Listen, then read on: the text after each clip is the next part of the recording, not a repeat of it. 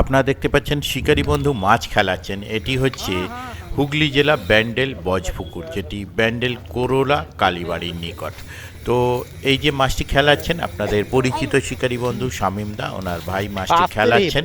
তো দেখুন কি মাছ এবং কত বড় মাছ উনি খেলিয়ে তুললেন। আমরা জানি এই পুকুরে সাদা টোপে রুই মৃগেল ধরা খুবই মানে প্রচলিত ব্যাপার, বা খুবই শিকারীদের কাছে একটা পরিচিত পুকুর, সাদা টোপে রুই মৃগেলের পুকুর হিসেবে। তো দেখা যাক উনি রুই ধরলেন না বা মৃগেল ধরলেন, কি মাছ ধরলেন এবং মাছটি কত বড় পেয়েছে।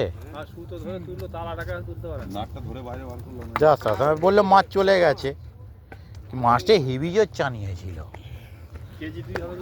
কেজি 2 হবে।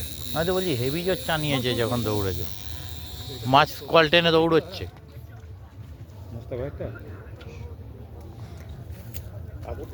না।